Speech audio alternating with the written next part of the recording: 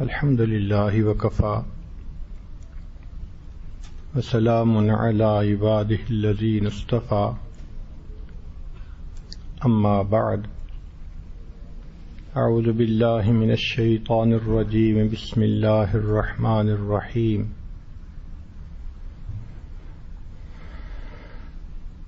قل ان کنتم تحبون اللہ فاتبعونی یحببکم اللہ وقال اللہ تعالی فی مقام آخر لقد کان لکم فی رسول اللہ اسوۃ حسنہ وقال رسول اللہ صلی اللہ علیہ وسلم من احب سنتی فقد احبنی ومن احبنی کان معی فی الجنہ سبحان ربک رب العزت عما یصفون وسلام علی المرسلین والحمد للہ رب العالمین اللہم صلی علی سیدنا محمد وعلی آل سیدنا محمد وبارک وسلم اللہم صلی علی سیدنا محمد وعلی آل سیدنا محمد وبارک وسلم اللہم صلی علی سیدنا محمد وعلی آل سیدنا محمد وبارک وسلم۔ جب بھی کوئی انسان باجماعت نماز ادا کرتا ہے تو مقتدی پر لازم ہوتا ہے کہ امام کی اتباع کرے۔ امام قیام میں ہو تو مقتدی قیام میں، امام رکوع میں ہو تو مقتدی رکوع میں، امام سجدے میں ہو تو مقتدی سجدے میں۔ اگر کوئی امام کی اقتداء نہیں کرے گا تو اس کی نماز قابل قبول نہیں ہوگی۔ بالکل اسی طرح اللہ کے پیارے حبیب صلی اللہ علیہ وسلم ہمارے لیے پوری زندگی کے امام ہیں۔ چنانچہ جو آدمی اپنی زندگی کو نبی علیہ الصلوۃ والسلام کی تعلیمات کے مطابق، طریقوں کے مطابق، سنتوں کے مطابق گزارے گا، اللہ رب العزت کے ہاں اس کی زندگی قبول ہوگی، وگرنہ قبولیت کے اندر رکاوٹ ہوگی۔ ہم نے دیکھا ہے کہ شادی کے موقع پر دلہن کو زیورات پہناتے ہیں تو ایک انڈرسٹینڈنگ یہ ہوتی ہے دلہن کے ذہن میں کہ میرے جس عضو کو زیور پہنایا جائے گا وہ زیادہ خوبصورت ہو جائے گا، میرے خاوند کی زیادہ محبت کی نظر اس پر پڑے گی۔ چنانچہ گلے میں لاکٹ ڈالتی ہے تو سمجھتی ہے یہ زیادہ خوبصورت ہے، انگلیوں کے اندر انگوٹھی ڈالتی ہے، سمجھتی ہے یہ زیادہ خوبصورت ہو گئی، کلائی پہ اگر وہ چوڑیاں پہنتی ہے تو سمجھتی ہے یہ زیادہ خوبصورت ہو گئی، کانوں کے اندر بالیاں ڈالتی ہے، سمجھتی ہے یہ کان زیادہ خوبصورت ہو گئے۔ گویا جس عضو میں وہ زیور پہنتی ہے وہ سمجھتی ہے کہ اب میں سج چکی، اب میرا خامد مجھے بہت پیار کی نظر سے دیکھے گا۔ ہو بہو یہی مثال ہے کہ مومن اپنے جس عضو کو نبی علیہ الصلوۃ والسلام کی سنت کے مطابق ڈھال لیتا ہے اس کا وہ عضو اللہ رب العزت کی نظر میں خوبصورت ہو جاتا ہے۔ چنانچہ اگر سر کے بالوں سے لے کے پاؤں کے ناخنوں تک سب اعضاء پر سنت جاری ہو جائے، مزین ہو جائے، تو یہ انسان اللہ رب العزت کی نظر میں پرکشش بن جاتا ہے۔ اس لیے قرآن مجید میں فرمایا قل ان کنتم تحبون اللہ، اے میرے حبیب صلی اللہ علیہ وسلم آپ فرما دیجئے کہ اگر تم اللہ سے محبت کرتے ہو فاتبعونی، تم میری اتباع کرو، اپنے اعضاء کو میری سنتوں سے مزین کر لو، یحببکم اللہ، اللہ تعالیٰ تم سے محبت کرنے لگ جائیں گے. جس طرح میں اللہ تعالیٰ کا محبوب ہوں، وہ محبوبیت کسی نہ کسی درجے میں تمہارے اندر بھی آ جائے گی. اللہ تعالیٰ تمہیں بھی پسند کرنے لگ جائیں گے. انسان کے لیے یہ کتنی خوش نصیبی ہے کہ اللہ اس کو پسند کر لیں. لوگ تو کہتے ہیں نا ہم اللہ سے محبت کرتے ہیں، ہم اللہ سے محبت کرتے ہیں. ہمارا اللہ سے محبت کرنا اس کا اعتبار نہیں ہے، مزہ اس کا ہے اللہ کسی سے محبت فرمائے. اس لیے کہنے والے نے کہا کہ اے اللہ، زندگی گزر گئی، سب لوگ کہتے ہیں ہم اللہ کے ہیں، اور میں بھی یہی کہتا ہوں میں اللہ کا ہوں، میں اللہ کا ہوں، میں اللہ کا ہوں. اے اللہ، ایک دفعہ تو آپ بھی کہہ دیجئے نا کہ تم میرے ہو. تو اللہ کو بندہ پسند آ جائے، یہ بندے کی معراج ہے. اس سے بڑی عظمت اور کوئی نہیں ہو سکتی. چنانچہ نبی علیہ الصلوۃ والسلام کی مبارک سنت کے بارے میں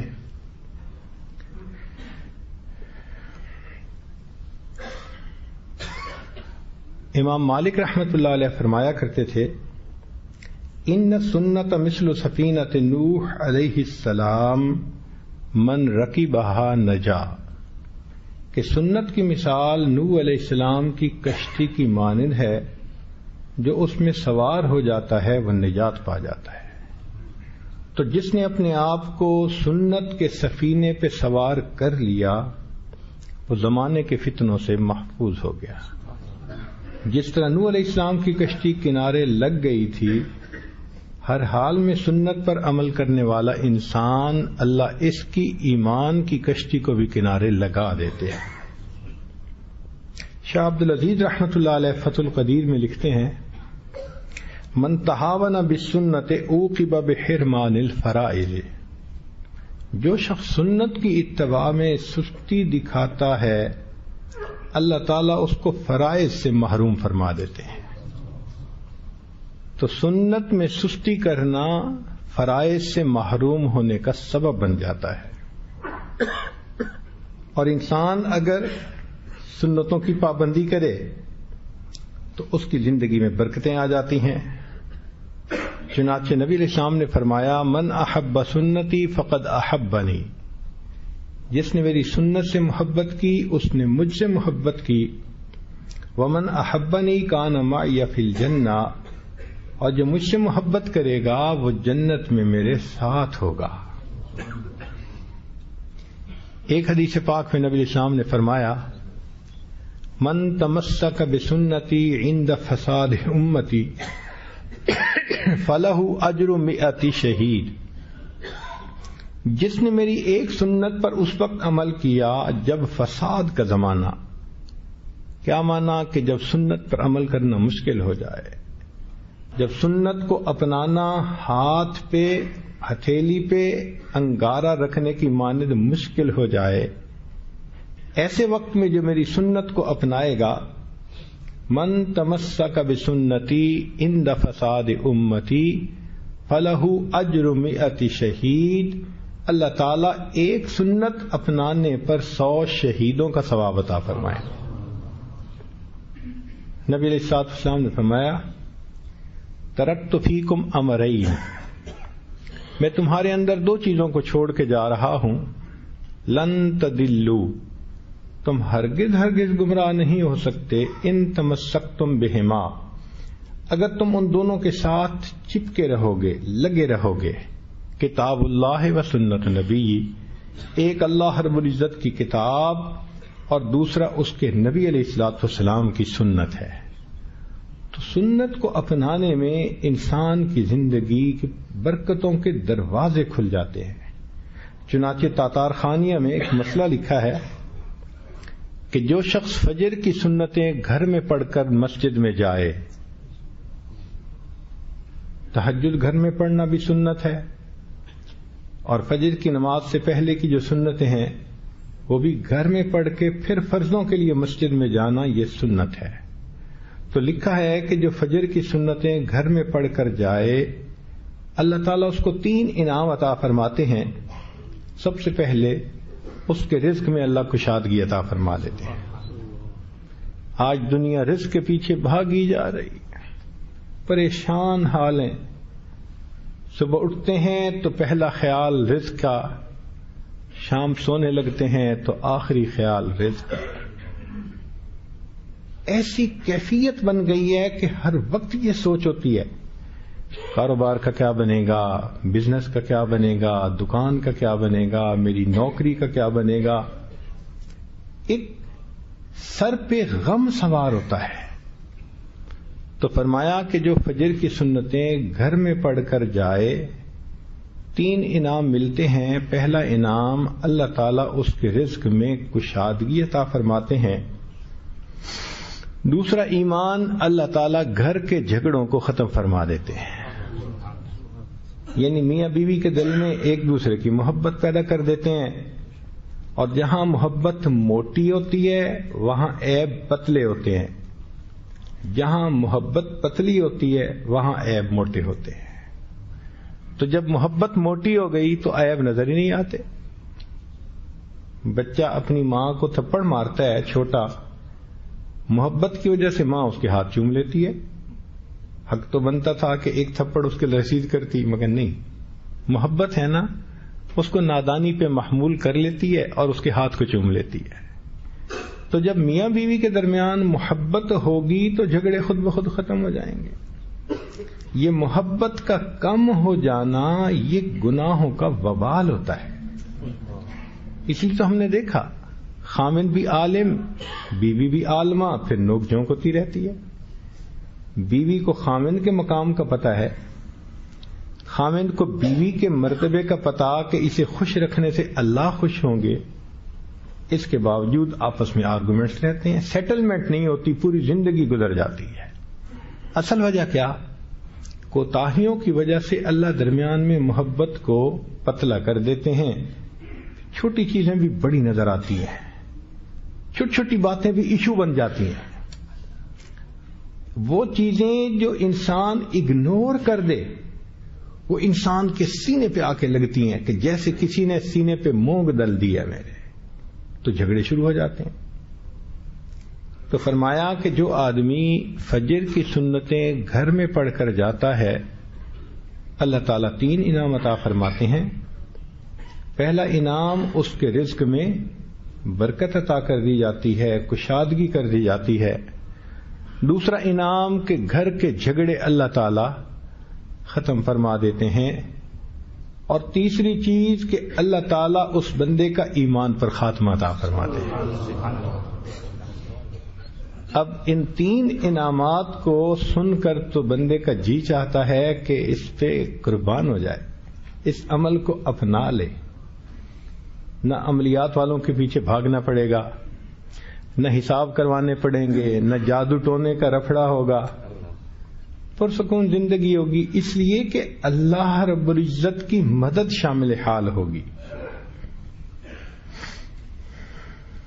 چنانچہ ہمارے اکابر ایک حدیث مبارکہ نقل فرماتے ہیں، من حفظ سنتی اکرمہم اللہ تعالی باربع خصال، کہ جو نبی علیہ الصلوۃ والسلام کی سنت کی حفاظت کرتا ہے اللہ اس کو 4 انعام عطا فرماتے ہیں.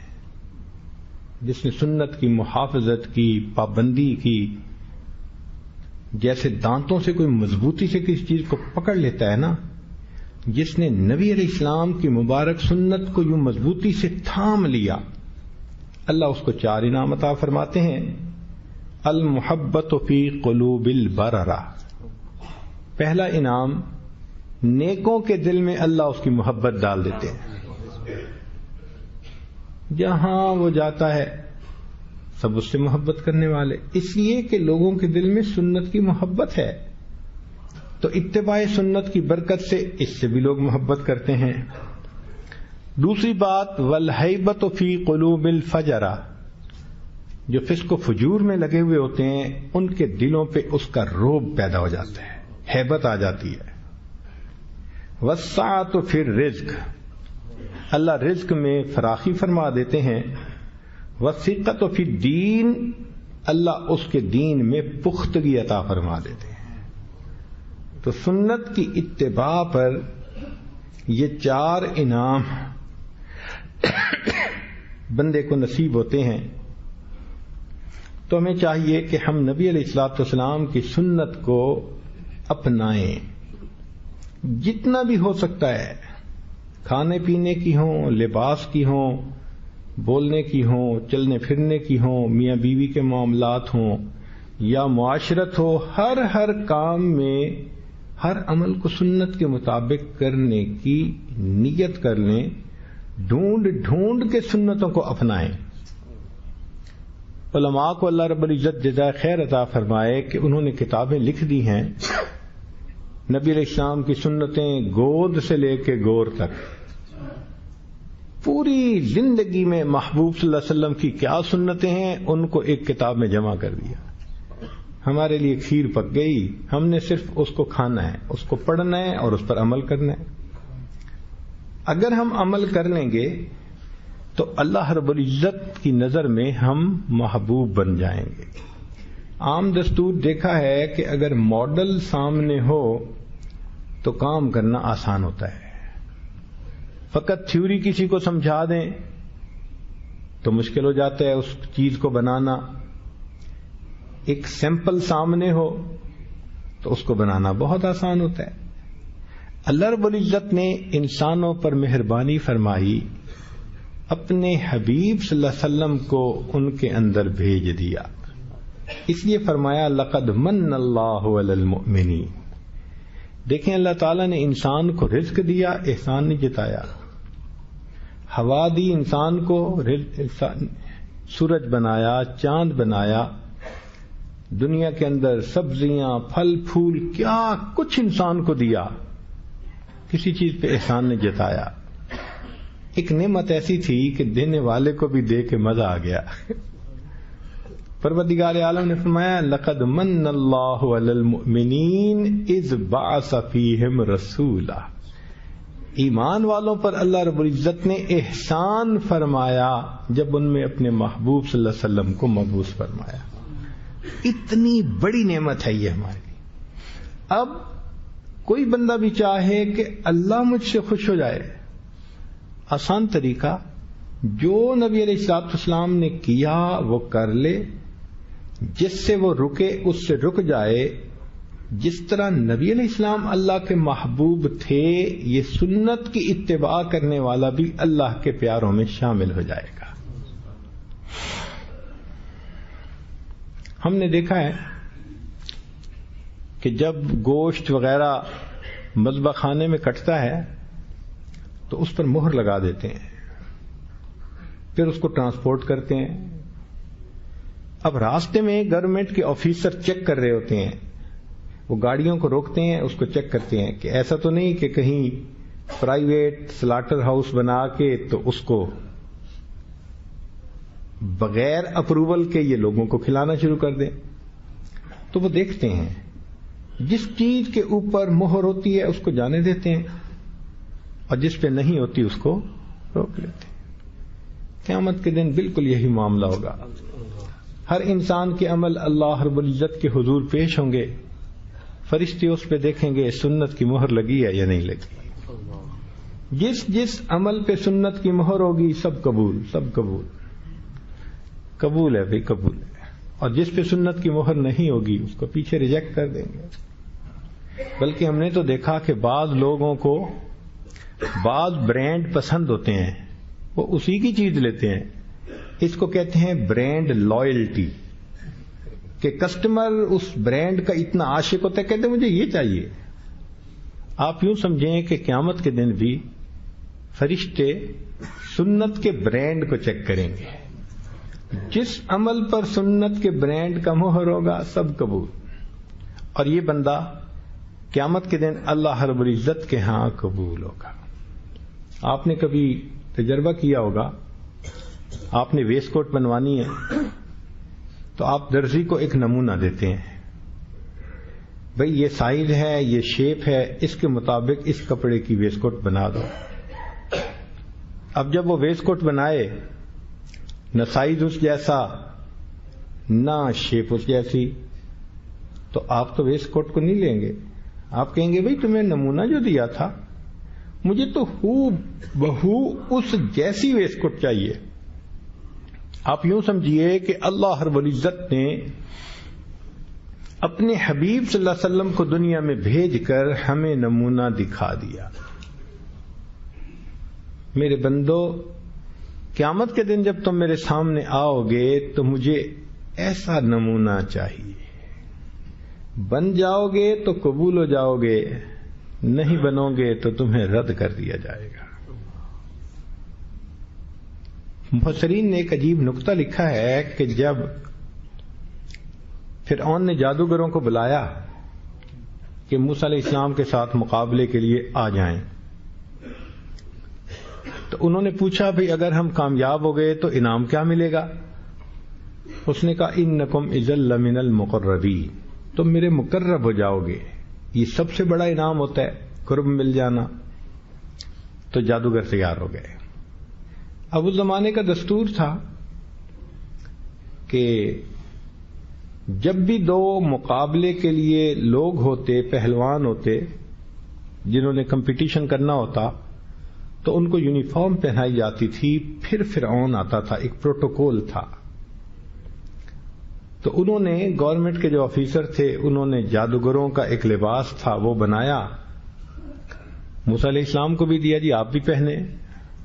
وہ تو اللہ کے پیارے نبی علیہ السلام تھے، انہوں نے نہیں پہنا.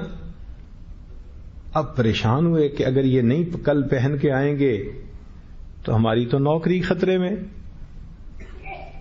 پھر ان کا ذہن کام کرنا شروع کیا کہ اس کا حل کیا نکالے. تو ٹیلنٹڈ لوگ تو ہوتے ہیں نا. Some up came with a very bright idea کہ بھئی ایک جیسی یونیفارم ہونی چاہیے نا. ہم کہاں بھئی اگر جادوگروں جیسا لباس وہ نہیں پہنتے تو جادوگروں کو ان جیسا لباس پہنا دو، سملر ہو جائیں گے. ہم کہاں یہ بالکل ٹھیک ہے.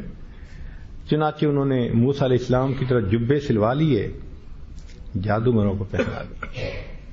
اب جب مقابلہ شروع ہوا تو اللہ تعالیٰ کی شان دیکھیے کہ اللہ رب العزت نے جادوگروں کو ہدایت عطا فرما دی. ایسے ہدایت پہ پکے کہ فرعون نے کہا میں قتل کروا دوں گا، بازو کٹوا دوں گا، ٹانگ کٹوا. ان کا فقض ما انت قاض، جو کر سکتا ہے تو کر لے، اب ہم اس پر جم گئے. حضرت موسیٰ علیہ السلام کوہتور پر گئے، رب کریم سے ہم کلامی ہوئی کہ اللہ آپ نے تو مجھے فرعون کی طرف بھیجا تھا، بائی نیم کہا تھا اذهب الى فرعون انه طغى، جاؤ فرعون کے پاس، باغی طاغی بن گیا ہے. تو نومینیٹ فرما دیا تھا کہ میرا کام ہے فرعون کے پاس جانا. فرعون کو تو ہدایت ملی نہیں، یا اللہ جادوگروں کو ہدایت مل گئی. اس میں کیا حکمت ہے؟ رب کریم نے فرمایا میرے کلیم اللہ جب میں ہدایت کا فیصلہ کرنے لگا تو میری رحمت نے اس بات کو زیادہ پسند کیا کہ پہلے ہدایت ان کو دوں جن کو میرے محبوب نبی کے ساتھ زیادہ مشابہت ہے. چونکہ جادوگروں کو مشابہت تھی ان کو میں نے ہدایت عطا فرما. تو اگر جادوگر مجبوری سے مشابہت اختیار کر لیتے ہیں تو وہ بھی قبول ہو جاتی ہے. اگر امت محمدیہ صلی اللہ علیہ وسلم کا ایک غلام محبت کی وجہ سے نبی علیہ السلام سے مشابہت اختیار کرے گا، اللہ کیوں نہیں قبول فرمائیں گے. صحابہ رضی اللہ تعالیٰ نے اس راز کو سمجھ لیا تھا، چنانچہ ایک ایک کام میں وہ نبی علیہ السلام کے طریقے کے مطابق ہر عمل کرتے تھے. عبداللہ ابن عمر لانو کو دیکھیں، مدینہ طیبہ سے مکہ مکرمہ جا رہے ہیں اور لوگ بھی ساتھ ہیں. ایک جگہ پہنچے کہ لے بھائی ذرا رکو، روک لیا، سواری سے نیچے اترے، قریب ایک جگہ گئے درخت کے قریب اور بیٹھ گئے جیسے کوئی بندہ قضائے حاجت سے فارغ ہوتا ہے، یورینیٹ کرتا ہے. مگر قضائے حاجت سے فارغ نہیں ہوئے، اٹھ کے آ گئے اور سواری پر بیٹھ کر کہنے لگے یار چلو چلتے ہیں۔ دوستوں نے کہا جی کیا مطلب، آپ نے خواہ ہمارا ٹائم لگوا دیا، ضرورت نہیں تھی تو کیوں رکے؟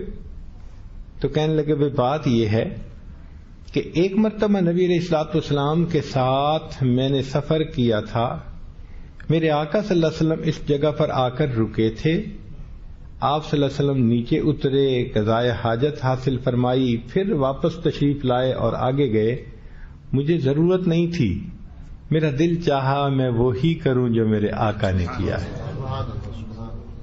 فقط مشابہت حاصل کرنے کی نیت سے میں نیچے اترا اور جا کے بیٹھا اور واپس آ کے چل پڑا۔ تو لگتا ہے کہ وہ واقعی نبی علیہ الصلوۃ والسلام کی سنتوں کے عاشق تھے، اس لیے ان کی اتباع کا یہ عالم تھا۔ سیدنا صدیق اکبر رضی اللہ تعالیٰ عنہ ہجرت کے موقع پر نبی علیہ السلام کے ساتھ مدینہ طیبہ کے قریب پہنچتے ہیں۔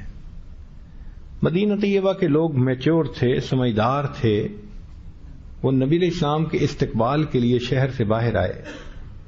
اب وہ دیکھتے ہیں کہ دو شخصیتیں چل کے آ رہی ہیں، مگر حیران تھے کہ لباس میں، رفتار میں، گفتار میں اس طرح وہ ایک تھے کہ سمجھ نہیں لگتی تھی کہ تابع کون ہے اور متبوع کون ہے، سمجھ نہیں لگتی تھی کہ اصل کون ہے اور نقل، یعنی نقل اصل کے اتنا قریب ہو گئی تھی کہ فرق کرنا، ڈفرینشیٹ کرنا مشکل ہو گیا تھا۔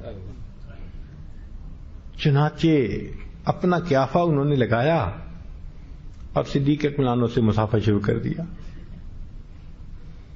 اور صدیق اکبر فرماتے ہیں کہ میں نے بھی سب سے مسافہ کرنا شروع کر دیا۔ کیوں؟ کہ میرے آقا صلی اللہ علیہ وسلم تھکے ہوئے ہیں، میرے آقا صلی اللہ علیہ وسلم کو مسافے کی تکلیف نہ اٹھانی پڑے۔ جب سب سے مسافہ کر لیا تو بیٹھے۔ اب تھوڑی دیر کے بعد ذرا سورج کی دھوپ آئی اور سورج کی کرنوں نے نبی علیہ السلام کے رخسار کے بوسے لینے شروع کیے، تو انہوں نے دیکھا کہ جس کو نبی علیہ السلام سمجھ کے وہ مسافہ کر رہے تھے وہ اٹھے اور انہوں نے اپنی چادر اپنے ساتھی کے اوپر سائے کے لیے کر دی۔ پتہ تب چلا آقا کون تھا اور غلام کون تھا۔ اس کو اتباع سنت کہتے ہیں۔ اس لیے سیرت کی کتابوں میں لکھا ہے کہ باہر ملکوں سے نمائندے آتے تھے نبی علیہ السلام کی خدمت میں، اور نبی علیہ السلام صحابہ کے درمیان بیٹھے ہوتے تھے، مگر اتنا مشابہت تھی سب میں کہ پوچھنا پڑتا تھا من منکم محمدہ، کہ تم میں محمد صلی اللہ علیہ وسلم کون ہے۔ ان کی یہ مشابہت فقط لباس یا وضاقتہ کی نہیں تھی، ان کی یہ مشابہت ان کے پورے اعمال کے بارے میں تھی۔ چنانچہ اس کی دلیل سن لیجئے کہ ہجرت جب نبی علیہ الصلوۃ والسلام نے غار حرا میں کچھ وقت گزارا تو اللہ رب العزت نے وحی عطا فرمائی، تو جبریل علیہ السلام کو اپنی اصلی شکل میں دیکھ کے نبی علیہ السلام پر ایک خوف طاری ہو گیا۔ یہ ایک طبعی سی چیز ہے، خلاف معمول کوئی چیز دیکھ کے انسان تھوڑا خوف زدہ ہوتا ہے۔ تو نبی علیہ الصلوۃ والسلام گھر گئے، زملونی زملونی، مجھے کمبل اڑا دو، کمبل اڑا دو، ذرا سردی لگ رہی تھی۔ تو خدیجہ الکبریٰ رضی اللہ تعالی عنہا نے کمبل اڑا دیا۔ پھر اچھی بیویاں ہمیشہ خاوند کے غم اور دکھ کو شیئر کرتی ہیں۔ جب نبی علیہ الصلوۃ والسلام کمبل میں لیٹ گئے تو وہ پاس آ کر بیٹھیں اور پیار سے پوچھنے لگیں کہ اے اللہ کے حبیب صلی اللہ علیہ وسلم، آپ کیا محسوس کرتے ہیں؟ تو نبی علیہ السلام نے فرمایا کہ مجھے لگتا ہے کہ جیسے مجھے موت آئے گی، میری موت آ جائے گی۔ تو انہوں نے آگے سے جواب دیا کلا،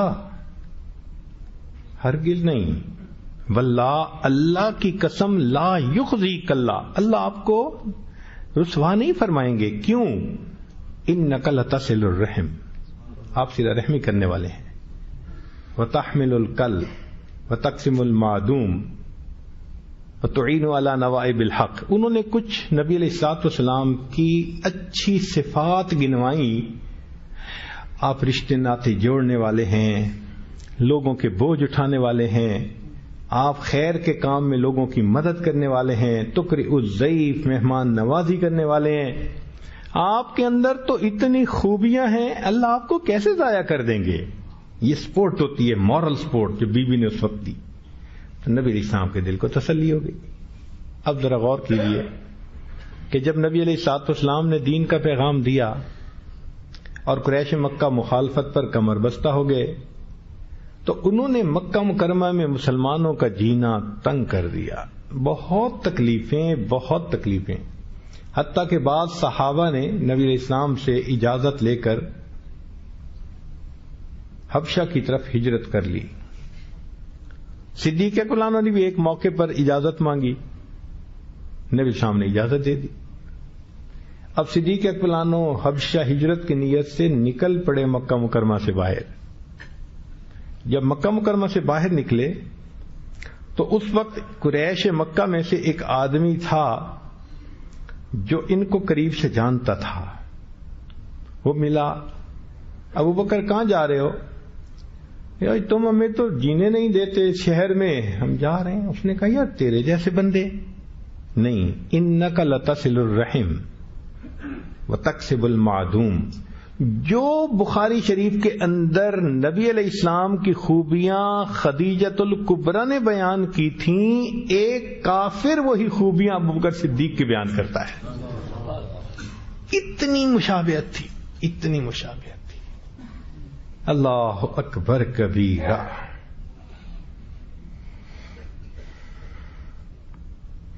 چنانچہ جب فارس فتح ہوا تو صحابہ رضی اللہ عنہم کھانا کھا رہے ہیں دسترخوان کے اوپر. سیدنا حذیفہ بن الیمان رضی اللہ عنہ کے ہاتھ سے ایک لقمہ گر گیا دسترخوان پہ. انہوں نے اٹھا لیا اور اس کو کھا لیا. ادب بھی یہی ہے، سنت بھی یہی ہے. جب وہ اس کو کھانے لگے تو ساتھ ایک دوسرے ساتھی بیٹھے ہوئے تھے، وہ کہنے لگے دیکھو یار یہاں کے امراء کھڑے دیکھ رہے ہیں، یہ اس چیز کو معیوب سمجھتے ہیں، کہیں گے کہ دیکھو مسلمانوں کی عادتیں اچھی نہیں ہیں، ایٹیکیٹس اچھے نہیں ہیں. تو جب انہوں نے یہ بات کی تو حذیفہ رضی اللہ عنہ نے آگے تاریخی جواب دیا، سونے کی سیاہی سے لکھنے کے قابل ہے. فرمایا اَأَتْرُكُ سُنَّةَ حَبِيبِي لِهَٰؤُلَاءِ الْحُمَقَاءِ. ان احمقوں کی وجہ سے میں اپنے محبوب صلی اللہ علیہ وسلم کی سنت کو چھوڑ دوں گا. اندازہ لگائیے ان کے دل میں نبی علیہ الصلوۃ والسلام کی سنت کی کتنی قدر ہوتی تھی. اس لیے قالن اور حالن انسان نبی علیہ السلام کی ہر سنت کو اپنائے. چنانچہ کسی بزرگ کا شعر ہے، وہی سمجھا جائے گا شیدائے جمال مصطفیٰ، وہی سمجھا جائے گا شیدائے جمال مصطفیٰ، جس کا قال قال مصطفیٰ ہو حال حال مصطفیٰ. تو قال بھی سنت کے مطابق اور حال بھی سنت کے بنا. چنانچہ ہماری اس امت کی تاریخ کو پڑھ کے دیکھ لیں، ہر دور میں اور ہر زمانے میں ایسے اللہ سے ڈرنے والے متقی حضرات کی ایک جماعت رہی ہے جو سنتوں پر عمل کرنا اپنی سعادت سمجھا کرتی تھی. نبی علیہ الصلوۃ والسلام سے لے کے آج تک دنیا میں کوئی ایک لمحہ ایسا نہیں آیا کہ پوری دنیا میں سنت کے مطابق ڈھلنے والی کوئی شخصیت ہی موجود نہ ہو. ایسا کبھی نہیں ہوا. تسلسل ہے امت کے اندر، اور یہ امت کو اللہ رب العزت نے ایک اعزاز بخشا ہے. ہمارے اکابر کتنا سنت کے مطابق ہوتے تھے. سن لیجئے، عبداللہ ابن مبارک رحمت اللہ علیہ امام اعظم ابو حنیفہ رحمۃ اللہ علیہ کے یہ شاگرد تھے، جو امام صاحب کے 40 خاص شاگرد تھے، بڑے بڑے فقہاء علماء جو استنباط مسائل میں شریک ہوتے تھے، ان سے بحث کرتے تھے اور بالآخر ایک مسئلے کو فائنل کیا جاتا تھا. اس لیے کہتے ہیں کہ حنفی جو فقہ ہے وہ شورائی فقہ ہے، وَأَمْرُهُمْ شُورَى بَيْنَهُمْ.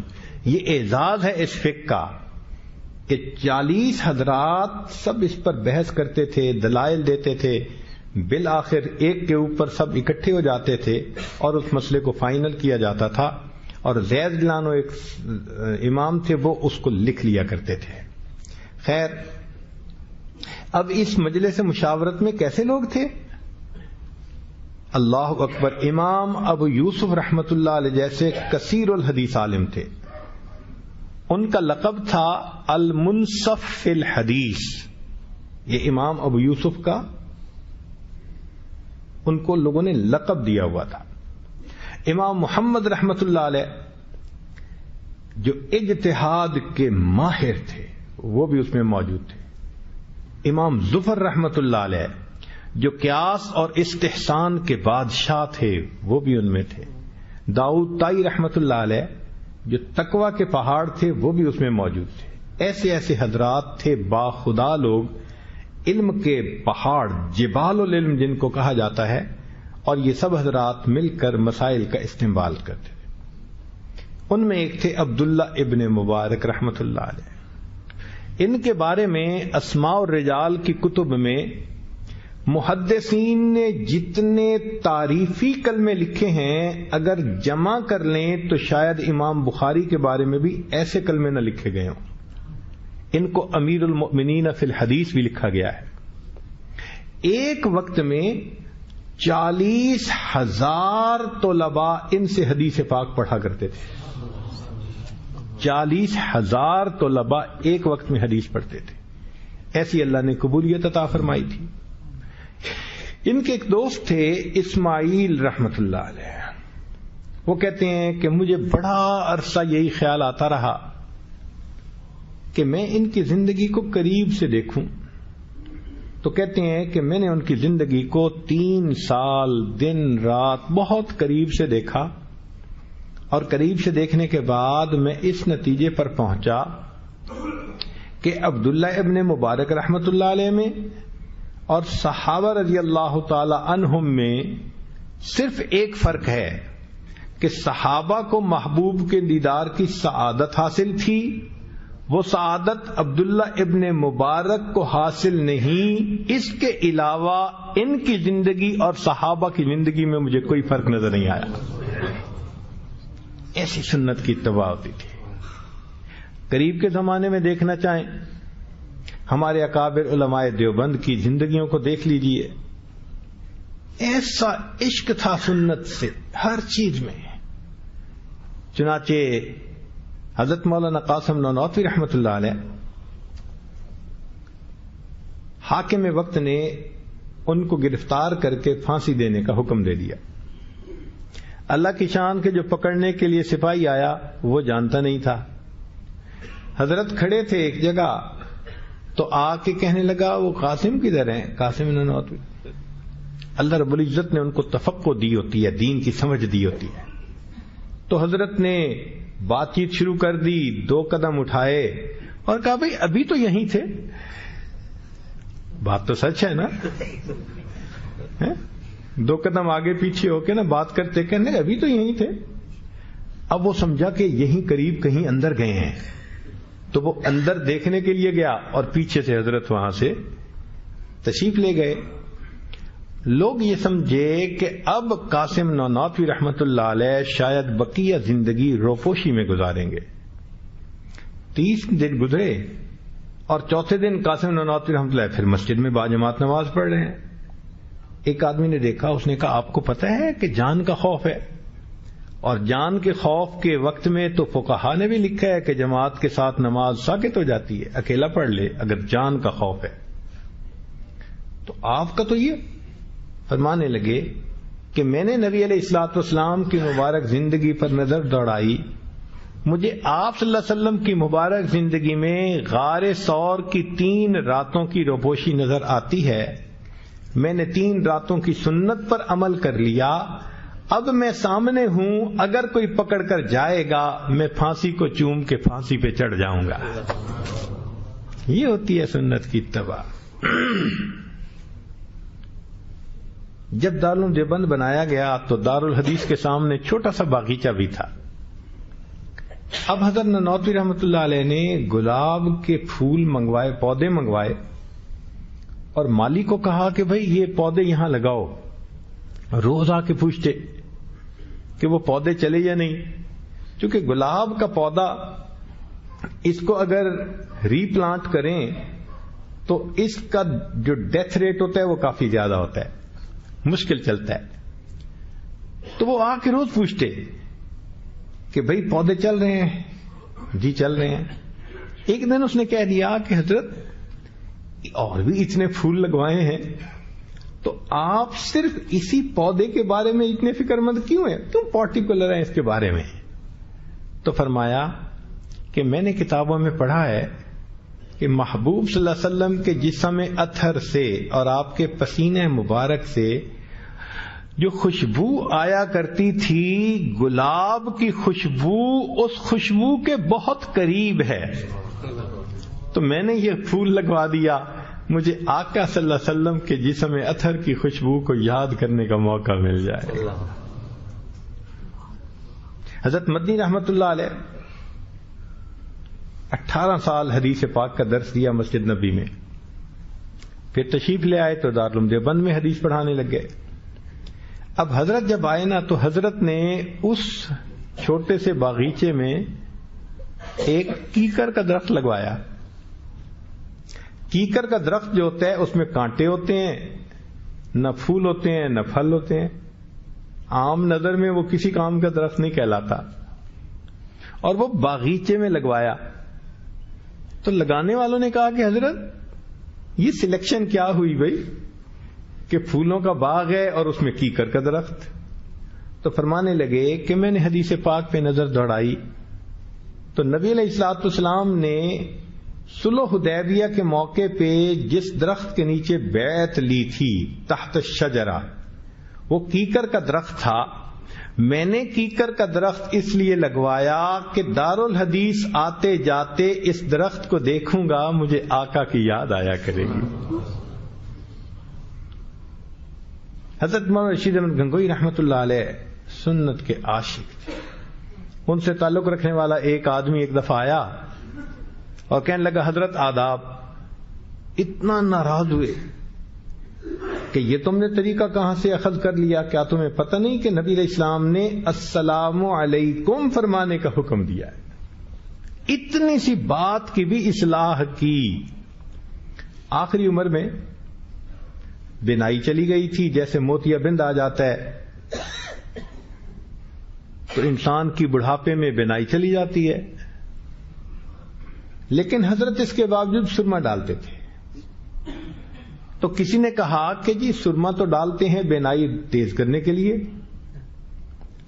تو آپ تو بینائی بھی نہیں سرما بھی ڈالتے ہیں. فرمانے لگے تم بینائی تیز کرنے کی نیت سے ڈالتے ہوگے، میں تو آقا صلی اللہ علیہ وسلم کی سنت کی اتباع کی نیت سے ڈالتا. بینائی اگرچہ نہیں مگر سرما ڈال رہا ہوں کہ محبوب کی سنت پر عمل نصیب ہو جائے. اللہ اکبر کبیرہ. چنانچہ حضرت مولانا یحییٰ رحمت اللہ علیہ فرمایا کرتے تھے کہ سنت کے مطابق پاخانہ کر لینا سنت کے خلاف نفلیں پڑھنے سے بھی زیادہ افضل ہوا کرتا ہے. اندازہ لگائیں انہوں نے کنسپٹ کیا دیا کہ سنت کی اتنی وقت ہے، اللہ کے ہاں اتنا مقام ہے کہ بیت الخلاء سنت کے مطابق چلے جاؤ تو وہ اجر ملتا ہے جو خلاف سنت نفلوں کے پڑھنے پر بھی بندے کو نہیں مل سکتا. یہ ہمارے اکابر کی کیفیت تھی، اور وہ ظاہر باطن ہر سنت پر عمل کرنے والے تھے. یہاں تک کہ ان کی کیفیت یہ تھی کہ جو بندہ ان کو دیکھ لیتا تھا اس کو نبی علیہ الصلوۃ والسلام یاد آ جاتے. ہمارے ایک بزرگ تھے، تو ایک مرتبہ کسی نے کہہ دیا کہ حضرت نبی علیہ الصلوۃ والسلام کو خواب میں دیکھنے کی بڑی تمنا ہے. فرمان لگے بھئی خواب میں دیکھنا چاہتے ہو یا جاگتے ہوئے دیکھنا چاہتے ہو؟ سارے حیران ہو گئے کہ یہ کیا کہہ رہے ہیں کہ خواب میں دیکھنا چاہتے ہو یا جاگتے دیکھنا چاہتے ہو؟ اس نے کہا کہ حضرت جاگتے میں کیسے دیکھ سکتے ہیں؟ فرمانے لگے کہ تم سنت کے عاشق بن جاؤ، سر سے لے کے پاؤں تک تم سنت کے مطابق اپنے آپ کو ڈھال لو، حتیٰ کہ تمہاری کیفیت ایسی ہو جائے تم جہاں سے گزر جاؤ لوگوں کو مسلمانوں کے پیغمبر علیہ السلام یاد آ جائے. جب تم سنت میں یہ کمال حاصل کر لو گے اللہ تعالیٰ تمہیں جاگتی آنکھوں کے ساتھ نبی علیہ السلام کا دیدار عطا فرما دے. یہاں تک جذب کر لوں کاش تیرے حسن کامل کو، یہاں تک جذب کر لوں کاش تیرے حسن کامل کو، تجھی کو سب پکار اٹھیں گزر جاؤں جدھر سے میں، کہ میں جدھر سے گزر جاؤں اے اللہ کے حبیب سب آپ کو یاد کرنے لگ جائیں. ایسی سنت کی اتباع ہمارے اکابر کو حاصل تھی. ہمارے مشائخ کا حال سن لیجئے. ہمارے اکابر سلسلہ عالیہ نقشبندیہ کے جو مشائخ گزرے ہیں، اتباع سنت میں اللہ نے ان کو کمال عطا کیا تھا. ہمارے اس سلسلے میں لڑی میں اتباع سنت غالب ہے، چنانچہ ایک ایک کام میں سنت کی اتباع کی تلقین کرتے ہیں. امام ربانی مجدد ثانی رحمۃ اللہ علیہ کا ایک خادم تھا، تو حضرت کو ایک مرتبہ دانت میں درد ہوا. اس زمانے میں ایسے دوائیاں تو نہیں تھیں جیسے آج ہیں، تو لونگ لے کے اس کو منہ میں ڈال لیتے تھے تو اس کے اثر کی وجہ سے درد تھوڑا کم ہو جاتا تھا، جگہ سن ہو جاتی تھی. تو مجدد ثانی رحمۃ اللہ نے اپنے خادم کو کہا کہ بھئی دانت میں درد ہو رہی ہے، لونگ لاؤ. وہ لایا تو 4 لایا. تو آپ نے اس کو دیکھ کے فرمایا کہ تم صوفی بنے پھرتے ہو اور تمہیں اس بات کا پتہ نہیں کہ اللہ وتر و یحب الوتر، اللہ تعالیٰ بھی ایک ہے اور طاق عدد کو اللہ تعالیٰ پسند فرماتا ہے. مقصد یہ تھا کہ لونگ بھی لائے تو یا 3 لاتے یا 5 لاتے، 4 کیوں لائے؟ اب بتائیں کہ اتنا پریسین لیول اگر ہو جائے سنت کی اتباع میں کہ رینڈملی لایا ہے ایک بندہ مگر وہ بھی فرمایا کہ تم نے اس میں بھی سنت کا لحاظ کیوں نہیں کیا، تو پھر سنت کا مزہ آ جاتا ہے. چنانچہ امام ربانی مجدد ثانی رحمۃ اللہ علیہ اپنے مکتوبات میں سنت کی جو عظمت بیان کرتے ہیں انسان پڑھ کے حیران ہو جاتا ہے. فرماتے ہیں کہ دوپہر کے وقت سنت قیلولہ کی نیت سے سو جانا، دوپہر کے وقت سنت قیلولہ کی نیت سے سو جانا اللہ رب العزت کے نزدیک کروڑ ہا نفلی شب بیداریوں سے زیادہ افضل ہے. دوپہر کے وقت سنت قیلولہ کی نیت سے تھوڑی دیر سو جانا اللہ رب العزت کے نزدیک کروڑ ہا نفلی شب بیداریوں سے زیادہ افضل ہے. یہ سنت کا اہتمام تھا. چنانچہ اپنے ایک مکتوب میں ایک عجیب بات فرماتے ہیں، ہمارے اکابر یعنی ہمارے جو اوپر مشائخ گزرے ہیں، ہمارے اکابر شرع شریف کے نفیس موتیوں کو، شرع شریف جو ہے اس کے احکام کو نفیس موتیوں سے تشبیہ دی. تو الفاظ کا چوائس بتا رہا ہے کہ کتنی عظمت ہے دل کے اندر. ہمارے اکابر شرع شریف کے نفیس موتیوں کو بچوں کی مانند وجد و حال کے بدلے نہیں دیتے. اب اس کو سمجھنے کے لیے شیخ سعدی رحمۃ اللہ علیہ کا واقعہ سن لیجئے. وہ فرماتے ہیں کہ میں چھوٹا تھا تو میری امی نے مجھے سونے کی انگوٹھی بنا کے ڈال دی محبت میں. اب وہ انگوٹھی پہن کے میں باہر گیا تو ایک ٹھگ مل گیا. اس نے مجھے بلا کے کہا کہ ذرا اس انگوٹھی کو چوسو. میں نے انگوٹھی کو چوسا تو بے مزہ. اس نے جیب سے گڑ کی ڈلی نکالی. کہتا ہے اس کو چوسو تو بڑا مزیدار. کہتے ہیں مزیدار چیز لے لو بے مزہ دے دو. اور کہتے ہیں کہ میں نے ڈیل کر لی. اس نے میری انگوٹھی اتار لی, گڑ کی ڈلی دے کے چلا گیا.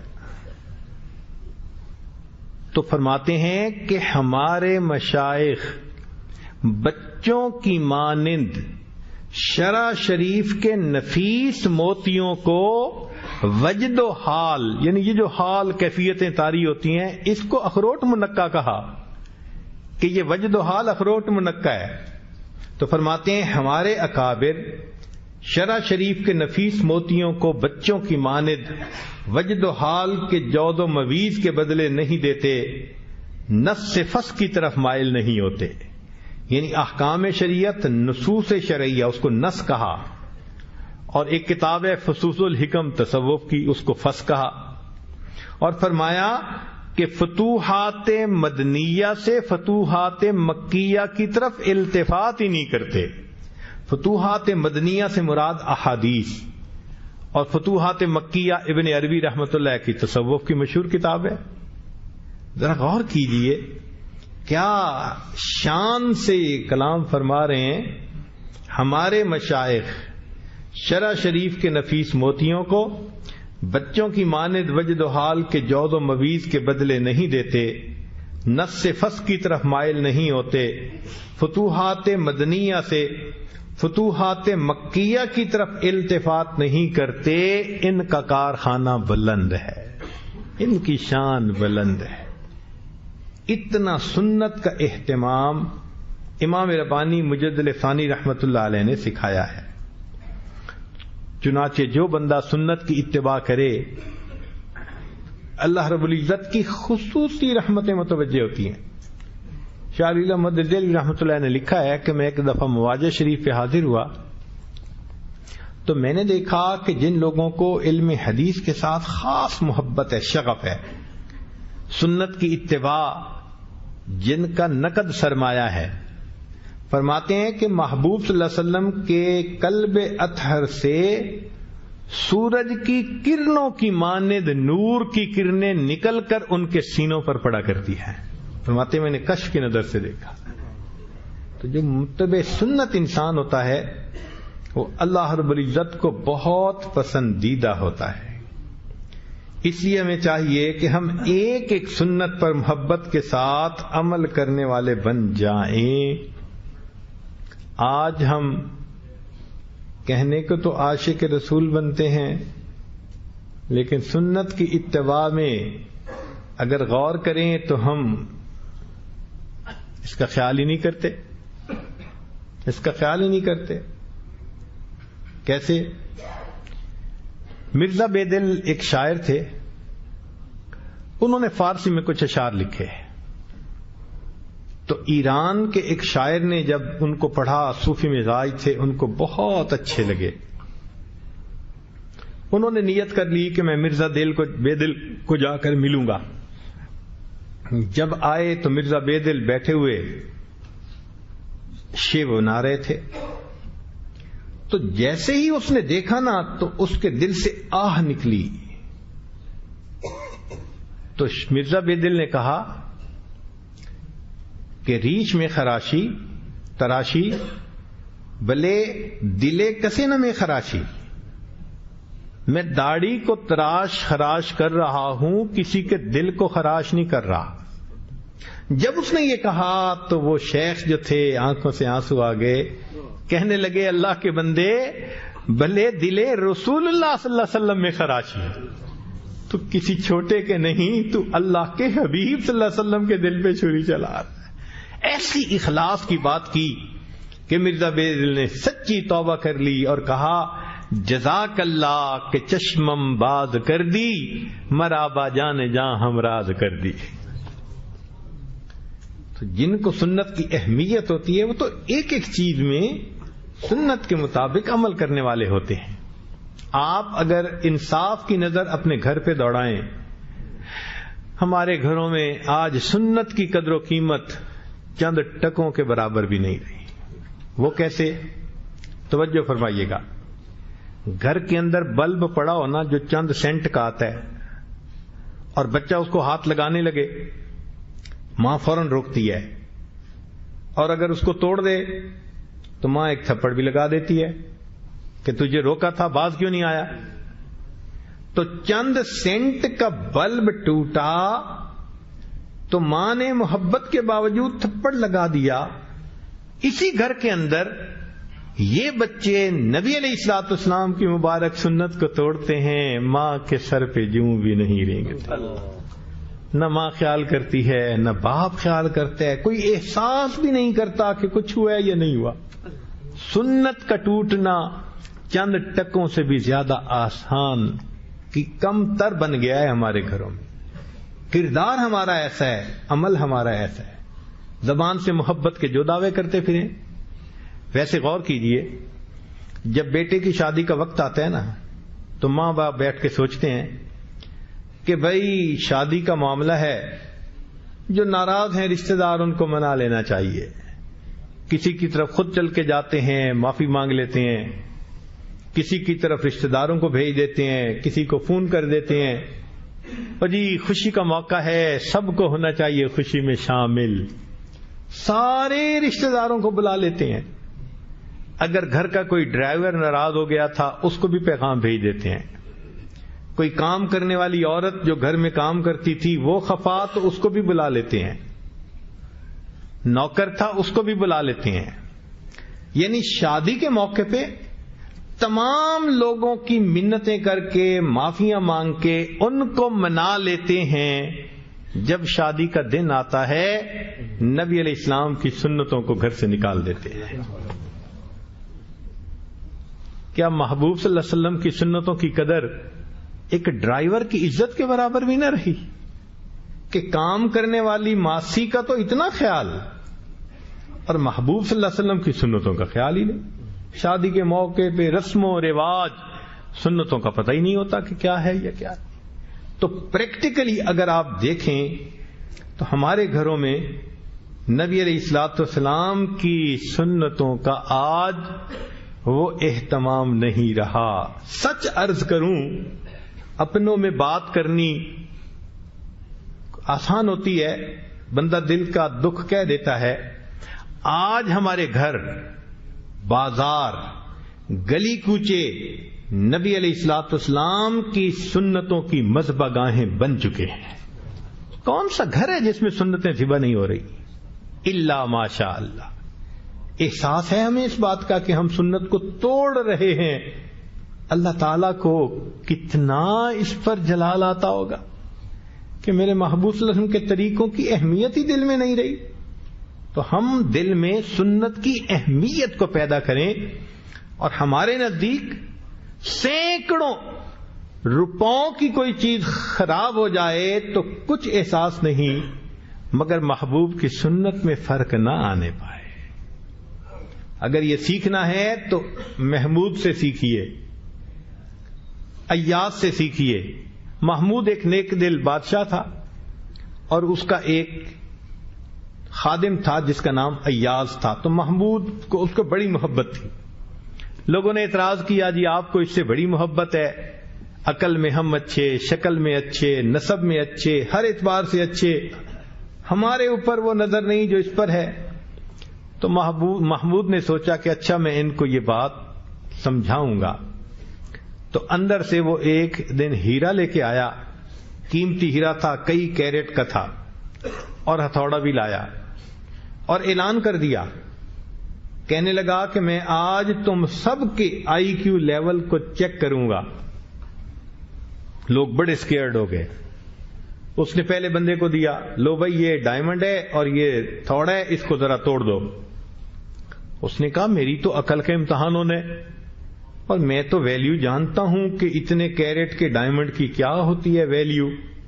اس نے کہا بادشاہ سلامت یہ اتنا خوبصورت کیرٹ کا وہ ہے، اس کو تو بالکل نہیں توڑنا چاہیے، بلکہ یہ تو آپ کے تاج میں سجنا چاہیے. معذرت کی، اس نے خوش ہو کے اس سے ہتھوڑا اور لے لیا، پھر دوسرے کو دیا. اس نے بھی دیکھا کہ بادشاہ خوش ہو گیا پہلے کے جواب پہ، اس نے بھی مختلف الفاظ میں سیم بات، تیسرے نے بھی سیم بات، سب نے ایک جیسی باتیں کی. بالآخر ایاز کی باری آئی. محمود نے اس کو ہیرا دیا اور ساتھ ہتھوڑا دیا. ایاز یہ ہیرا توڑ دو. ایاز نے اس کو زمین پہ رکھا اور ایک ہتھوڑا جو لگایا چورا چور کر دیا اس کو. جب ایسا کیا تو وہ جو لوگ تھے وہ بڑے خوش کہ یہ گنوار آدمی، جاہل انسان، اس کو کیا پتا کس چیز کی کیا ویلیو ہوتی ہے، اس نے چیز کو توڑ دیا. اب اس کو بادشاہ ذرا دھکا دیتا ہے یہاں سے. بادشاہ تھوڑی دیر خاموش رہا، پھر اس نے کہا ایاز تو نے ہیرے کو توڑ دیا؟ تو ایاز نے جواب دیا بادشاہ سلامت میرے سامنے دو صورتیں تھیں، آپ نے حکم دیا ہیرے کو توڑ دو. اب اگر تو میں توڑ دیتا تو حکم کی تعمیل ہو جاتی، نہ توڑتا تو ہیرا تو بچ جاتا، آپ کا حکم ٹوٹ جاتا، اور آپ کا حکم میری نظر میں ایسے ہزاروں ہیروں سے زیادہ قیمتی ہے. اگر ایک گنوار آدمی، دیہاتی آدمی بادشاہ کے حکم کا اتنا احترام جانتا ہے تو ایک امتی ہونے کے ناطے ہمیں بھی تو اپنے محبوب صلی اللہ علیہ وسلم کی سنتوں کا اہمیت کو جاننا چاہیے نا. تو بس اس بات کا خیال رکھیں کہ صبح سے لے کے رات تک ہر کام کو سنت کے مطابق کرنا ہے، اور کوئی کام نہ خلاف سنت کرنا ہے نہ خلاف سنت ہوتے ہوئے دیکھنا ہے. جھگڑا نہیں کرنا، اصلاح کی کوشش کرنی ہے، سمجھانا ہے. یہ کیسے ہو سکتا ہے کہ اتنی محبوبہ بیوی ہو اور ہماری آنکھوں کے سامنے سنت توڑے، اتنا محبوب بیٹا ہو اور آنکھوں کے سامنے سنت کے ساتھ یہ مذاق کرے؟ ایسا ہرگز نہیں ہونا چاہیے. تو سنت کا عاشق وہ ہوگا جو اپنے گھر کو نبی علیہ الصلوۃ والسلام کی سنتوں کا گلشن بنا دے گا. گھر کے سب افراد سنت کے مطابق زندگی گزارنے والے، ایک ایک عمل سنت کے مطابق کرنے والے. یاد رکھنا قیامت کے دن اگر ہم نے جا کر عرض کیا اللہ آپ کے نبی علیہ السلام کے امتی آ گئے ہیں، اور رب کریم نے صرف ایک کوسچن پوچھا کہ تم نے ایک ایسے وقت میں زندگی گزاری جب لوگ اپنی چیزوں کا تعارف کرواتی تھی. آج کل تو ایڈورٹائزمنٹ کا زمانہ ہے، جو پروڈکٹ کوئی بنائے پوری دنیا میں اس کی ایڈورٹائزمنٹ ہوتی ہے، لوگوں کو بتایا جاتا ہے دیکھو ہمارے پاس یہ ہے. لوگوں نے اپنی چیزوں کا تعارف کروایا، چھوٹی سی بڑی چیز کا، کمپیوٹر کو دیکھو، آج سیل فون کو دیکھو، یہ کچے اور پکے مکان میں پہنچ گئے. حتیٰ کہ بیت اللہ کے دروازے پہ جو دعائیں مانگ رہے ہوتے ہیں ان کی جیبوں میں بھی سیل فون کی ٹون بج رہی ہوتی ہے.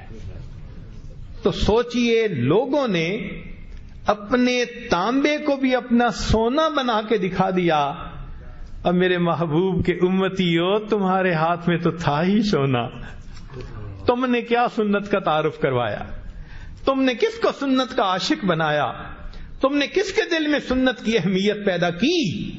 اگر یہ کوسچن پوچھ لیا گیا میرے دوستو اس دن ہماری جان نہیں چھوٹ سکے گی. ہم پروو نہیں کر سکتے کہ نبی علیہ السلام کا کلمہ پڑھنے کے باوجود ہم سنت کے ساتھ یہ معاملہ ہوتے ہوئے دیکھ کے پھر کیسے اطمینان سے رہ جاتے ہیں. ہمارے لیے تو جینا دوبھر ہو جائے ایسے معاملے. تو سنت کی محبت سیکھیے، اور اس وقت جب کہ آج دنیا اپنی چیزوں کا تعارف کروا رہی ہے، ہم کلمے کا تعارف کروائیں، قرآن کا تعارف کروائیں، اسلام کا تعارف کروائیں، محبوب کے اخلاق کا تعارف کروائیں، محبوب کی سنتوں کا تعارف کروائیں، اور لوگوں کو بتائیں کہ دیکھو تم قیمتی متاع کو چھوڑ کے کس ڈلتی چھاؤں کے پیچھے بھاگتے جا رہے ہو. آج ہم میں سے ہر بندے کے اوپر یہ ضروری ہے کہ وہ دین کی محنت کی کسی نہ کسی شکل میں لگ کر زندگی گزارے. جو نہیں گزارے گا قیامت کے دن اس کو نبی علیہ السلام کے سامنے جواب دہ ہونا پڑے گا. نبی علیہ السلام تہجد کے وقت رویا کرتے تھے, آنسو بہاتے تھے, ریش مبارک آنسوؤں سے تر ہو جاتی تھی. اتنا لمبا سجدہ فرماتے تھے کہ عائشہ صدیقہ عنہا فرماتی ہیں مجھے گمان ہونے لگتا کہ کہیں روح مبارک پرواز تو نہیں کر گئی, تو میں پاؤں کے انگوٹھے مبارک کو پکڑ کے ہلاتی تھی کہ زندگی کے آثار تو ہیں. اتنا لمبا سجدہ, رب امتی رب امتی رب امتی. نبی علیہ السلام امت کے لیے روتے رہے, حالانکہ نبی علیہ السلام کو بتا دیا گیا تھا آپ کے بعد آپ کی آنے والی اولاد کے اوپر مشکل وقت آئیں گے. حسن رضی اللہ عنہ کے ساتھ یہ ہوگا, سیدنا حسین رضی اللہ عنہ کے ساتھ یہ ہوگا. نبی علیہ السلام نے حدیث میں بتلا دیا کہ میرے اس نواسے کے ساتھ میرے بعد یہ ہونے والا ہے. نبی علیہ السلام نواسوں کے بارے میں نہیں روئے. آپ صلی اللہ علیہ وسلم کی بیٹیوں پہ مشکل وقت آئے, آپ نے یہ نہیں کہا میری زینب کا کیا بنے گا, میری فاطمہ کا کیا بنے گا. نبی علیہ السلام اگر روئے تو کس کے لیے روئے؟ امتیوں کے لیے روئے. اور آج امتیوں کا یہ حال ہے, اپنے ہاتھوں سے نبی علیہ السلام کی سنتوں کو توڑتے ہیں. آنکھیں نہیں دیکھتی, دماغ نہیں سوچتا کہ میں نے کس آقا صلی اللہ علیہ وسلم کی سنت کو توڑ دیا ہے. آج ہماری بے حسی کا یہ عالم ہو گیا ہے. چنانچہ ایک بزرگ تھے, کثرت سے درود شریف پڑھتے تھے, حتیٰ کہ ہر ہفتے 1,00,000 درود شریف پڑھ کے نبی علیہ السلام کی خدمت میں تحفہ اور ہدیہ بھیجتے تھے. چنانچہ ایک مرتبہ انہوں نے خواب میں نبی علیہ السلام کو دیکھا. فرماتے ہیں کہ آپ صلی اللہ علیہ وسلم کا سینہ مبارک میں نے چھل نہیں دیکھا, زخمی دیکھا. میں نے پوچھا اللہ کے حبیب صلی اللہ علیہ وسلم یہ آپ کو زخم کیسے لگے؟ تو محبوب صلی اللہ علیہ وسلم نے فرمایا کہ یہ زخم مجھے غیروں سے نہیں, مجھے اپنوں سے لگے. تم تو غیروں کی بات کرتے ہو, ہم نے اپنے بھی آزمائے ہیں. لوگ کانٹوں سے بچ نکلتے ہیں, ہم نے پھولوں سے زخم کھائے ہیں. مجھے گلا نہیں قریش مکہ کے ساتھ. یہ اللہ کے حبیب صلی اللہ علیہ وسلم فرمائیں گے وہ تو کافر تھے, انہوں نے میرے اوپر اوجڑی ڈالی, انہوں نے طائف کے شہر میں میرے ساتھ کیا سلوک کیا. 9 سال کے بعد عائشہ رضی اللہ عنہا پوچھتی ہیں اے اللہ کے حبیب صلی اللہ علیہ وسلم آپ کی زندگی کا سب سے اذیت ناک دن. فرمایا عائشہ 9 سال گزر گئے, طائف میں جو میرے ساتھ سلوک کیا گیا مجھے آج تک نہیں بھولتا. تو کافروں نے یہ سب کچھ کیا, نبی علیہ السلام ان کا گلہ نہیں فرما رہے. وہ تو کافر تھے, ان کو تو شناخت ہی نہیں تھی, بے قدرے تھے, ان سے کیا گلہ کرنا. گلہ تو ان سے ہے کلمہ پڑھتے ہیں, سنت کی شان کو جاننے کے باوجود اپنے ہاتھوں سے پھر توڑتے ہیں, پھر بے حس بن جاتے ہیں, احساس ہی نہیں کرتے کہ ہم نے کیا کیا.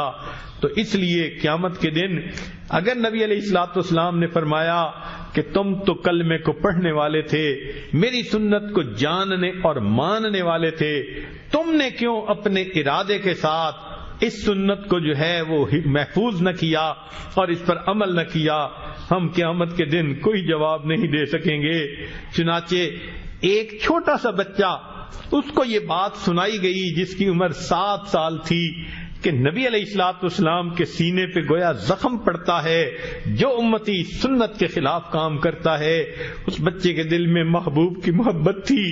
اس کے بعد اس کی یہ کیفیت بن گئی, کھانا کھاتے ہوئے پوچھتا امی سنت کیا ہے, لباس پہنتے ہوئے پوچھتا امی سنت کیا ہے, سوتے ہوئے پوچھتا امی سنت کیا ہے. اگر 7 سال کے بچے کو محبوب کے ساتھ ایسی محبت ہے, اللہ نے قیامت کے دن پوچھ لیا او میرے نبی کے وارثو, او علماء, او طلباء, ورثۃ الانبیاء بننے کی تو بڑی تمنا رہی, تمہارے دل میں کیوں سنت کی اتنی محبت نہیں تھی؟ تو ہم قیامت کے دن نبی علیہ السلام کے ساتھ کیا جواب دے سکیں گے؟ محبوب صلی اللہ علیہ وسلم بھی پوچھیں گے میری سنتیں ذبح ہوتی تھیں تم چین کی نیند گھروں میں سوتے تھے، تمہاری بیوی سنت کے خلاف کام کرتی تھی، زبان نہیں کھلتی تھی، بیٹا سنت توڑتا تھا، بیٹی سنت توڑتی تھی، تم محبت بھری نظروں سے ان کو دیکھتے تھے۔ کیا میرے محبوب کی سنتی کی کوئی ویلیو تمہاری نظر میں نہیں تھی؟ کیوں آ گئے ہو آج اس محبوب کی شفاعت لینے کے لیے اور ان سے شفاعت طلب کرنے کے لیے؟ اگر قیامت کے دن ہم سے یہ پوچھ لیا ہمارا کیا بنے گا؟ آج وقت ہے، ورنہ تو اللہ تعالیٰ فرمائیں گے کہ تم نے جس سے وفا کرنی تھی اس سے تم نے جفا کی، اور جن سے تمہیں جفا کرنی چاہیے تھی ان غیروں کے طریقوں سے تم نے وفا کی۔ کوئی تو ہوتا آج کے زمانے میں جو سنت کے ٹوٹنے پہ وہی کہتا جو حذیفہ رضی اللہ عنہ نے کہا تھا، اترک سنت حبیبی لہؤلاء الحمقاء، مگر آج تو وہ کیفیت ہی نہیں۔ کسی غم گسار کی محنتوں کا عجیب میں نے سلا دیا، جسے میرے غم نے گھلا دیا اسے میں نے جی سے بھلا دیا۔ میں تیرے مزار کی جالیوں کی ہی مدحتوں میں مگن رہا، تیرے دشمنوں نے تیرے چمن میں خزاں کا جال بچھا دیا۔ میرے مہرباں تیرا شکریہ بھلا کس زبان سے کروں ادا، میری زندگی کی اندھیری شب میں چراغ فکر جلا دیا۔ جن کے ہم پر احسانات ہیں، جنہوں نے اللہ تک پہنچنے کا راستہ دکھایا، جنہوں نے دل کو منور کرنے کا طریقہ سمجھایا، جو محسن کائنات ہیں، محسن انسانیت ہیں، آج ہمیں ان کے طریقوں کے ساتھ وفا کرنی چاہیے اور ان کو اپنے سر سے لے کے پاؤں تک اپنے جسم کو اس سے مزین کرنا چاہیے، تاکہ کل قیامت کے دن نبی علیہ الصلوۃ والسلام کی خدمت میں حاضری ہو، محبوب گلہ نہ فرما سکیں تو نے میری سنت کا لحاظ کیوں نہ کیا۔ ہم نے اکثر لوگوں کو دیکھا ہے، کاروباری لوگوں کو، باپ کا دل دکھاتے جھجکتے ہیں، ماں کا دل دکھاتے جھجکتے ہیں، امی کا دل کہیں ٹوٹ نہ جائے، دکھی نہ ہو جائے۔ ارے باپ کا دل دکھاتے تو اتنا دکھتے ہیں، کیا نبی علیہ الصلوۃ والسلام کا درجہ دل میں اتنا بھی نہ رہا جتنا ایک باپ کا ہوتا ہے؟ حالانکہ اللہ کے حبیب صلی اللہ علیہ وسلم تو ماں باپ اپنی جان سے بھی زیادہ بندے کو محبوب ہونے چاہیے، اور بسا اوقات تو حال یہ ہوتا ہے کہ سنت کو توڑ دینا یا چھوڑ دینا تو ایک الگ بات رہ گئی، کلمہ پڑھنے والے مسلمان، یونیورسٹیوں اور کالجوں کے رہنے والے محبوب صلی اللہ علیہ وسلم کی سنتوں کا مذاق اڑا رہے ہوتے ہیں، خود کلمہ بھی پڑھتے ہیں اور محبوب کی سنت کو دیکھتے ہیں، مذاق کر رہے ہوتے ہیں۔ سوچئے نبی علیہ الصلوۃ والسلام کے سامنے جب قیامت کے دن پہنچے تو محبوب فرمائیں گے سحقن سحقا، چلے جاؤ دور چلے جاؤ، تم میری سنتوں کا مذاق اڑاتے تھے۔ یاد رکھنا کافر نبی علیہ السلام کا مذاق اڑاتے تھے، آج کے روشن خیال یا تاریخ خیال وہ نبی علیہ السلام کی سنتوں کا مذاق اڑاتے ہیں۔ بات تو ایک ہی جیسی ہے، کل قیامت کے دن نبی علیہ السلام کی شفاعت کیسے نصیب ہوگی اگر انہوں نے اللہ کے سامنے یہ بات کہہ دی، یا رب ان قوم اتخذوا ھذا القرآن مہجورا، اللہ یہ میری قوم ہے جنہوں نے قرآن کو پشت پیچھے ڈال دیا تھا، تو بتائیے کہ پھر ہمارا کیا بنے گا؟ آج وقت ہے نبی علیہ الصلوۃ والسلام کی سنتوں کو اپنائیں تاکہ اللہ رب العزت کی نظر میں پسند آ جائے، اللہ رب العزت ہم سے محبت کرنے والے بن جائے۔ ہم نے تو دنیا میں دیکھی ہیں مثالیں کہ ماں اس کو کہو نا کہ یہ تمہارے بچے کی فوٹو ہے، ذرا اس کو آگ میں ڈال دو، وہ کہے گی میں اس کو آگ میں تو نہیں ڈالوں گی، کسی اور طریقے سے اس کو ضائع کر سکتی ہوں، آگ میں نہیں ڈالوں گی۔ میرے بیٹے کی تصویر ہے، اگر ماں محبت کی وجہ سے بیٹے کی تصویر کو آگ میں ڈالنا پسند نہیں کرتی تو کیا سمجھتے ہیں قیامت کے دن جو نبی علیہ السلام کی شکل و شباہت لے کر اللہ کے سامنے پیش ہوگا، کیا اللہ تعالیٰ اپنے محبوب صلی اللہ علیہ وسلم کی تصویر کو جہنم میں بھیج دیں گے، جہنم کی آگ میں جلا دیں گے؟ ایسا کبھی نہیں ہوگا۔ اس وقت پتہ چلے گا کہ سنت کے ظاہر پر بھی عمل کرنے کا درجہ کیا تھا. ہم اتنا تو کہہ سکیں گے تیرے محبوب کی یا رب شباہت لے کے آیا ہوں, حقیقت اس کو تو کر دے, میں صورت لے کے آیا ہوں. ہم اتنا تو کریں کہ نبی علیہ الصلوۃ والسلام سنت کو اپنے دل کے اندر اہمیت دینی شروع کر دیں. نبی علیہ الصلوۃ والسلام نے تکالیف اٹھائیں امت کی خاطر. یاد رکھیں کوئی ماں اپنے اولاد کی خاطر 23 سال نہیں روتی, کوئی باپ بچے کی خاطر 23 سال نہیں روتا. نبی علیہ الصلوۃ والسلام امت کی خاطر 23 سال تک روتے رہے. اور حتیٰ کہ معاملہ یہاں تک پہنچا کہ جب ملک الموت آئے اور عرض کیا اے اللہ کے حبیب صلی اللہ علیہ وسلم اللہ نے آپ کو یاد فرمایا ہے, تو نبی علیہ السلام نے فرمایا ملک الموت پوچھ کے بتاؤ میرے بعد میری امت کا کیا ہوگا. اللہ رب العزت نے پیغام بھیجا میرے محبوب کو تسلی دے دو تمہارے بعد تمہاری امت کو ہم لاوارث نہیں چھوڑیں گے. محبوب کو جب تسلی دی گئی فرمایا اب میں اللہ سے ملنے کے لیے تیار ہوں.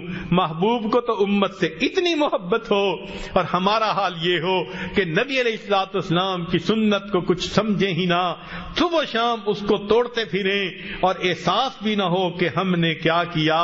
آج اس بات کا عہد کر لیجئے کہ ہم نبی علیہ السلام کی سنتوں کو اپنائیں گے, پوری زندگی سنت کے مطابق ڈھالیں گے, حتیٰ کہ جب ہماری موت کا وقت آئے اور ملک الموت ہمارے پاس آئے, جس عضو کا ٹٹولے سنت نبوی سے مزین نظر آئے, اگر دل کو ٹٹولے عشق نبوی سے بھرا نظر آئے, دماغ کو ٹٹولے تو علم نبوی سے لبریز نظر آئے, ایسی کیفیت میں ہم اللہ رب العزت کے حضور قیامت کے دن پیش ہوں گے. اللہ تعالی ہماری اس حاضری کو اور سنت کی اتباع کو اللہ تعالی قبول فرما لے اور ہمیں بھی اپنے محبوب بندوں میں شامل فرما لے. وآخر دعوانا ان الحمد للہ رب العالمین.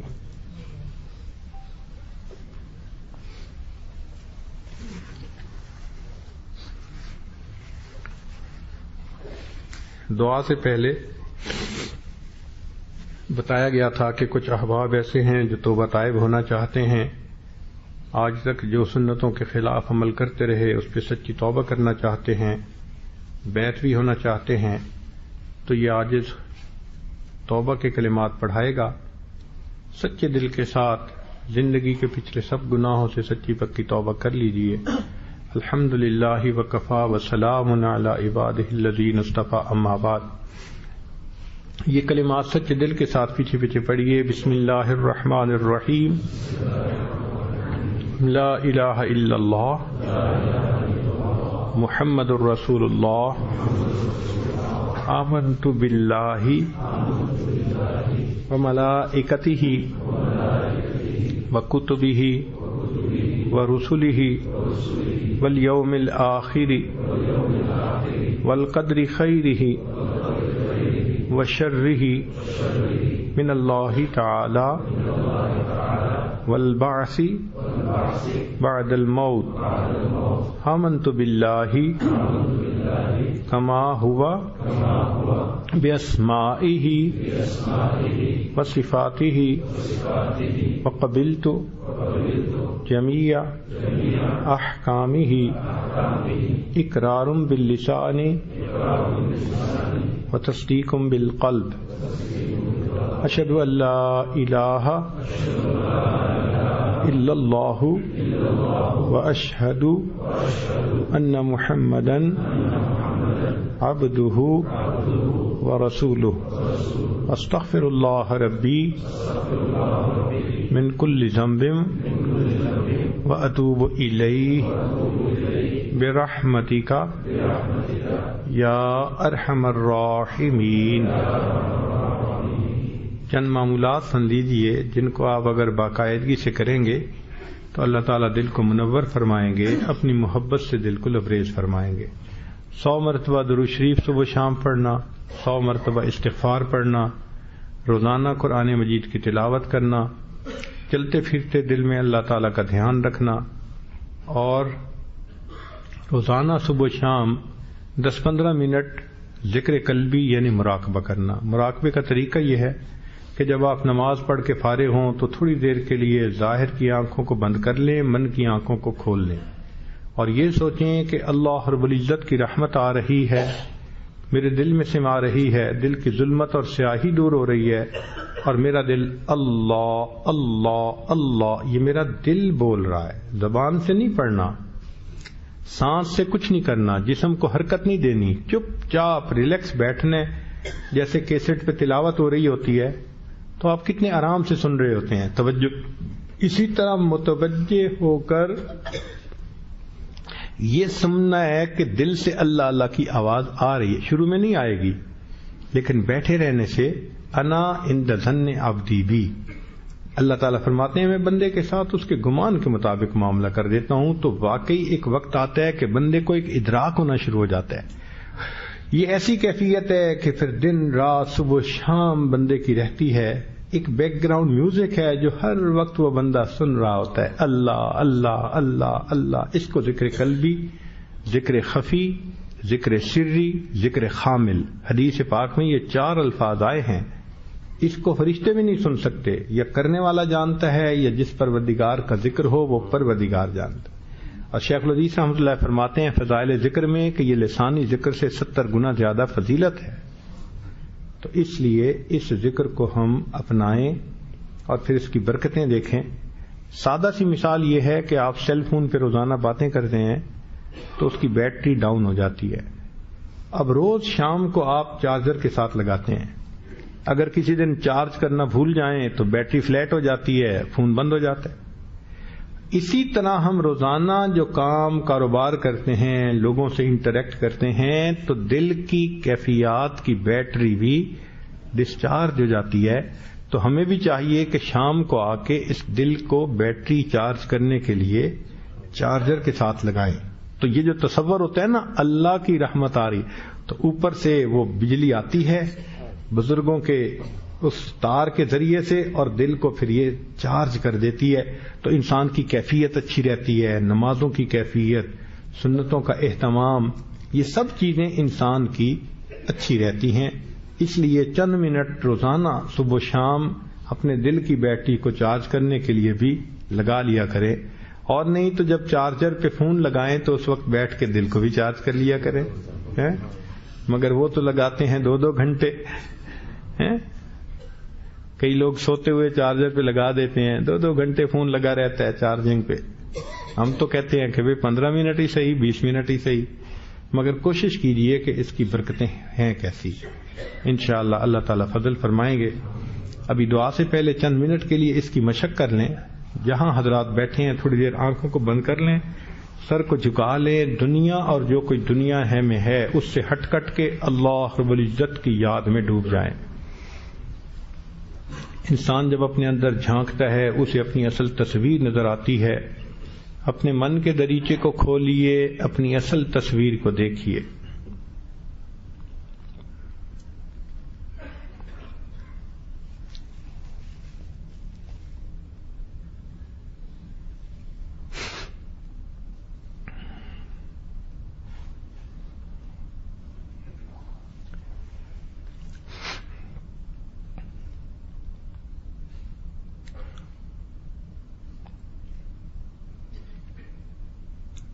ہواؤ ہرس والا دل بدل دے،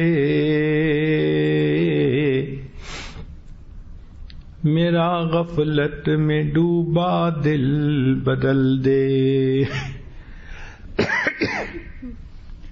بدل دے دل کی دنیا دل بدل دے، خدایا فضل فرما دل بدل دے. گنہگاری میں کب تک عمر کاٹوں، گنہگاری میں کب تک عمر کاٹوں، بدل دے میرا رستہ دل بدل دے. سنوں میں نام تیرا دھڑکنوں میں، مزہ آ جائے مولا دل بدل دے، ہٹا لوں آنکھ اپنی ماں سوا سے، جیوں میں تیری خاطر دل بدل دے۔ یہ کیسا دل ہے سینے میں الہی، جو زندہ بھی ہے مردہ دل بدل دے۔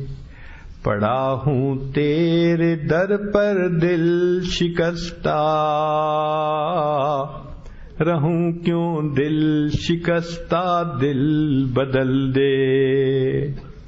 میری فریاد سن لے میرے مولا،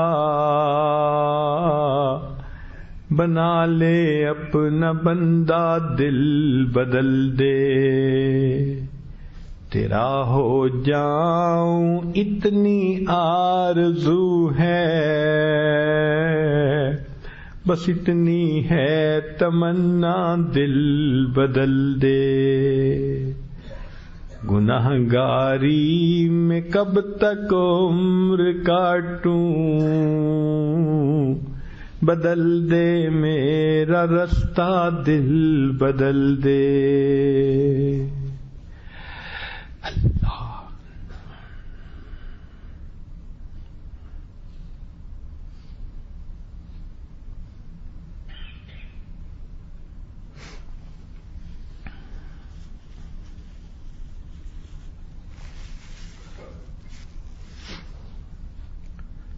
لا الہ الا اللہ محمد الرسول اللہ۔ دعا کر لیجئے۔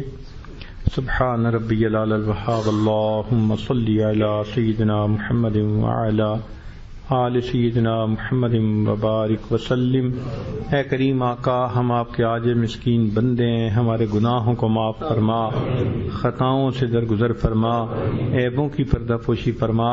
اللہ ہماری نگاہوں کو پاک فرما، دلوں کو صاف فرما، سینوں کو اپنی محبت سے لبریز فرما، اپنے عشق کی آتش ہمارے سینوں میں پیدا فرما، ہمارے انگ انگ سے اپنے ذکر کو جاری فرما، روئیں روئیں سے اپنے ذکر کو جاری فرما، ہڈی ہڈی بوٹی بوٹی میں اپنی محبت پیدا فرما۔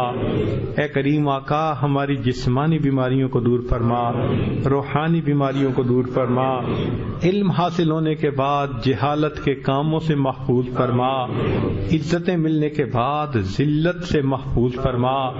اللہ اپنے قرب کے بعد دوری سے محفوظ فرما، ہدایت ملنے کے بعد گمراہی سے محفوظ فرما، دوستی کے رنگ میں دشمنی کرنے والوں سے بھی محفوظ فرما، قرضوں سے محفوظ فرما، مرضوں سے محفوظ فرما، ذلت سے محفوظ فرما، علت سے محفوظ فرما، قلت سے محفوظ فرما۔